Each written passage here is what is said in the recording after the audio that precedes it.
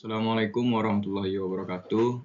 Saya Faras Al-Haris dengan NIM 24323047 akan mempresentasikan PPT kelompok karena kemarin saya tidak masuk yang bertemakan mengaplikasikan model 4 tahap kasus pada studi kasus. Anggota kelompok saya yaitu Nabila Azahra, yang kedua saya sendiri Faras Al-Haris, yang ketiga Muhammad Hidayatul Fikri. Pendahuluan, light rail transit adalah sistem kereta api perkotaan yang berkapasitas menengah dan umumnya beroperasi di jalur layang atau elevate atau sebagian terpisah dari lalu lintas.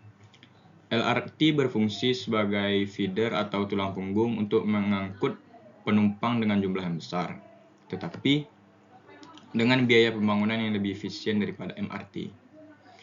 Tantangan transportasi, Kota Padang memiliki peningkatan kemacetan di koridor utama, misalnya di Jalan Khatib Sulaiman dan bypass. Peran Trans Padang yaitu sistem bus rapid transit atau BRT.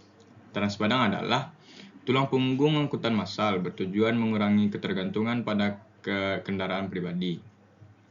Urgensi pemodelan yaitu diperlukan pemodelan yang akurat untuk memproyeksikan permintaan di masa depan tahun rencana. Gunanya, yang pertama, menentukan penambahan armada atau kapasitas mobilnya, merencanakan rute atau koridor baru, dan mengevaluasi kelayakan investasi.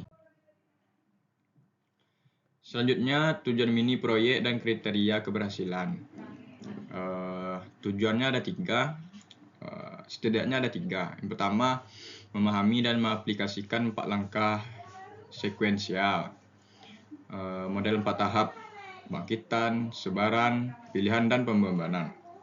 Yang kedua, yaitu menghasilkan matrik OD perjalanan Trans Padang untuk tahun rencana. Yang ketiga, menganalisis keterbatasan dan implikasi penggunaan data sekunder pada akurasi model. Selanjutnya, kriteria keberhasilan. Yang pertama ada akurasi model. Itu menghitung penyimpanan, misalnya RMSE, antara hasil model dan data aktual data sekunder. Yang kedua ada validasi studi kasus. Penggunaan data sekunder yang relevan, BPS atau Dishub, untuk mempresentasikan kondisi Kota Padang.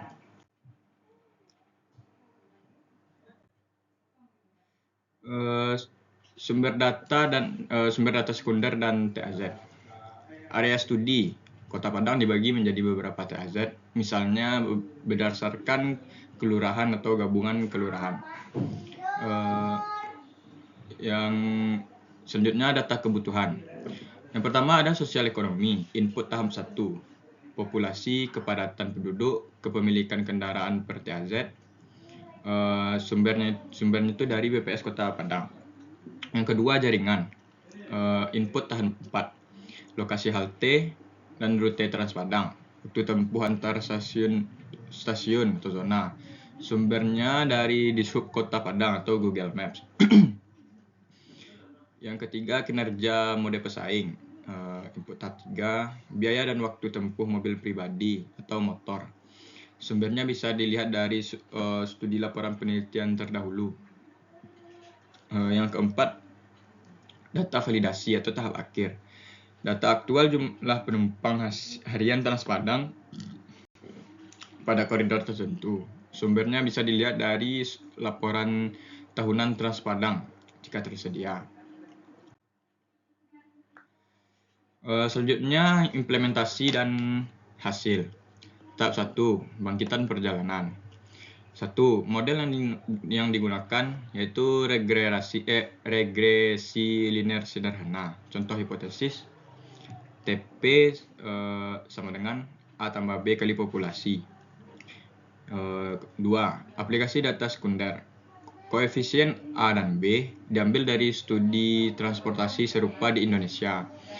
Misalnya, studi BRT kota lain. Variabel populasi diambil dari data BPS per TAZ.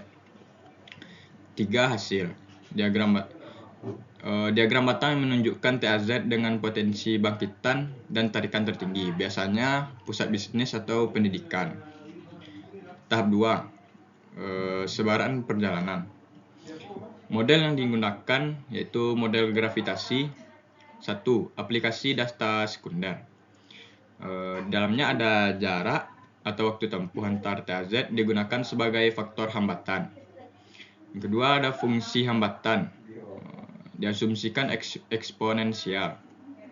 Yang kedua hasil, matrik OD 10x10 jika 10 TAZ yang menunjukkan pola perjalanan total. Visualisasinya peta yang menunjukkan aliran perjalanan tertinggi. Tahap 3 itu pemilihan moda. Kalau dalam studi kasus ini fokus transpadang. Model yang digunakan yaitu model logit binomal, yaitu dengan cara membandingkan pilihan antara menggunakan transpadang atau menggunakan moda lain. Yang kedua fungsi utilitas. Di sini ada contoh hipotesisnya, U trans sama dengan B1 waktu tempuh tambah B2 biaya perjalanan tambah C trans. B1 dan B2 adalah koefisien yang dicuplik dari literatur data sekunder.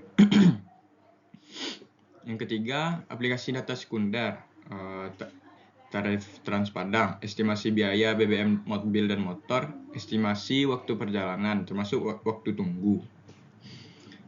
Selanjutnya ada hasilnya, matrik OD penumpang transpadang, jumlah perjalanan yang beralih ke BRT kalau terlaksanakan. Tahap 4 yaitu pembebanan jaringan. Model yang digunakan all or nothing. Asumsi seluruh matrik OD transpadang akan memilih rute yang tersedia. Yang kedua, aplikasi data sekunder, peta jaringan dan alokasi matrik OD ke rute transpadang, koridor 1, pusat kota, bypass, dan seterusnya. Hasil akhir proyek, volume penumpang harian rata-rata per koridor. Ada grafik yang menunjukkan segmen koridor yang paling padat, kebutuhan kapasitas tertinggi. Selanjutnya ada evaluasi dan kesimpulan. Validasi dan akurasi model. Metode validasi membandingkan volume penumpang hasil model angka 4 dengan data penumpang aktual transpadang, data sekunder. Metrik akurasi, root mean square error atau RMSE. Hasil perbandingan dari contoh hipotesis tadi. 1. Koridor 1 prediksi model 8.500 penumpang per hari. Yang kedua di koridor 1 data aktual sekunder 7.800 penumpang per hari. RMSE total berarti angka persen misalnya 15% penyimpangan dari perbandingan prediksi model dan data aktual sekunder tadi. Keterbatasan data sekunder dan implikasi. Keterbatasan utama yang pertama, matrik OD total. Tidak adanya survei OD primer menyebabkan tahap 2 dan 3 didasarkan pada asumsi koefisien dari luar Padang. Belum real data kota Padang. Yang kedua, faktor perilaku. Model kurang menangkap faktor kualitas, misalnya kenyamanan, keandalan, dan loyalitas moda. Yang penting dalam pemilihan moda. Hal ini bersangkut kepada penumpang yang terhadap pemilihan moda. Yang ketiga,